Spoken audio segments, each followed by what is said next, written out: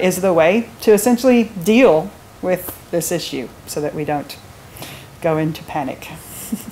No panic mode allowed. All right, now we're going to move to, okay, that'll get us through the next 10, 20 years. What about after that, where we're now looking at you know, continuous reductions to a point where now we need to start shifting things. Because, you know, 10% reduction in fuel, I just got to drive my smaller car a bit more than my big car. You know, it's not that big of a thing. But at some point, we're talking about having to actually do some re-engineering of the whole space. And what does that look like? Well, what I've plotted here is the share of transport energy, the transport energy market by different sources. So renewable energy is this one. So solar, grain, wind. If you can go back in time here, this is 1750, but you go back in time and that would be how people got around, was by bioenergy, right? And wind for sailing. And then coal, they figured out how to run a steam engine off coal. And then you could get around. You could go in a train across a whole continent. You could go in a big ship, big steamer ship. That was pretty cool. And then it turned out that there's something a lot more useful than a solid fuel, and that's a liquid fuel. All right, well, that really took off, and it worked really well. And then it's going to go back down. And what is going to replace that? You know, what are we going to do? Are we going to pull out horses again? There certainly isn't enough, you know, solar, wind, whatever, to do anything like what we've done with these two. So there's got to be a bit less travel and a lot more of something else. Instead of moving stuff, maybe we move ideas, right?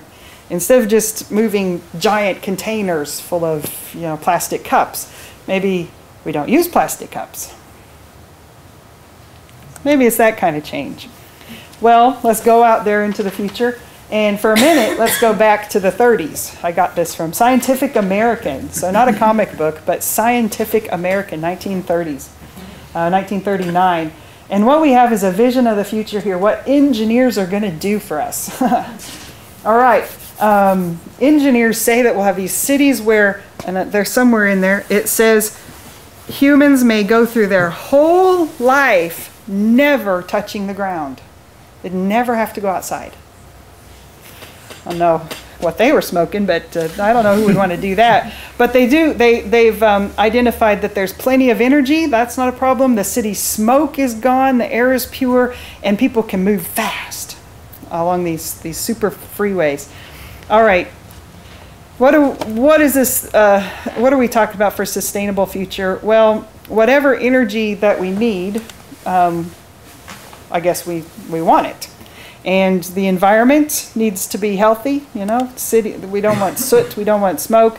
And people have always moved. They've always gone somewhere. We're a nesting species. At night, we go somewhere together with our little group, and we stay there where it's safe at night.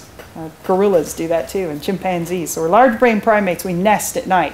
And then we go out from that during the day to forage and to farm, to do whatever it is, to produce, to do what we're good at, then we come back. So we are travelers. We have to do that. We come and we go. But we're not going to do it in SUVs with, you know, burning fossil fuel. But there will still be transport, so we got to think about that. We live in dwellings. What kind of buildings are they going to be? And we are going to have cities. I mean, just get your head around that. We are going to have cities. Either we go back to being hunter-gatherers and kill anybody we can't find a tribal relationship with, or, do you know they do that? People who are hunter-gatherers, they have a custom that when you meet a new person, the way you introduce yourself is to try and find if you are somehow related to this person. Are they a member of your tribe or your in-laws' tribe, or you know, somebody that you're connected with? Because if not, then you're going to try and kill each other, right?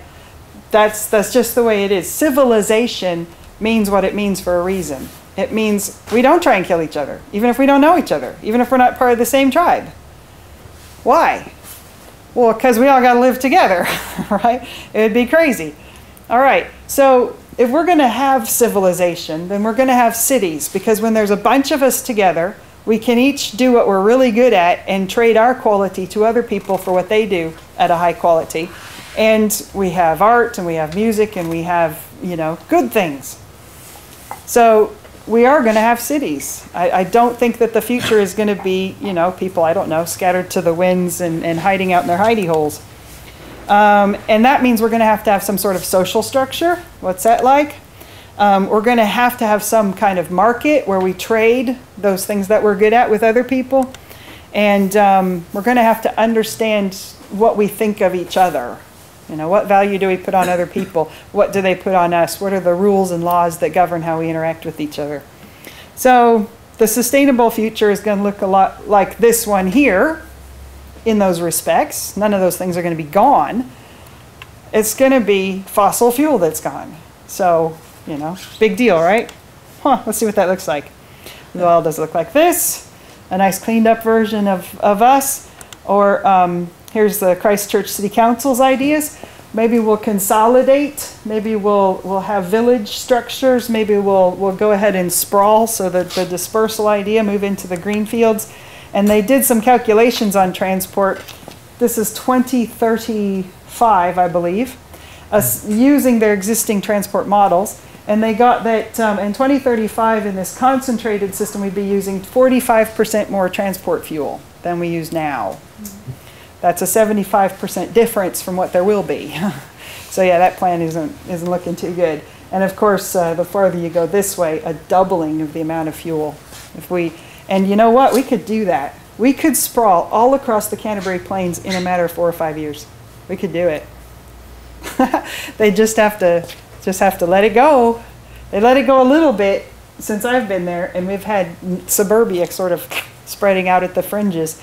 And it wouldn't take anything to sprawl across the whole plains. So we could do that in a time when we had enough fuel to do it. And then there'd be all these houses where there used to be farms, and people wishing that they weren't that far out. All right, so what I'm going to tell you about is a project that we did where we said, okay, I really think what we have to do is understand us without fossil fuel, because that's the thing we don't get. Maybe some people who are older, before we really used cars so much as we do now, can think back and understand what that was like, and that, oh, I guess it wasn't that bad. Why would we think that doing that would be mass destruction and Armageddon and everything?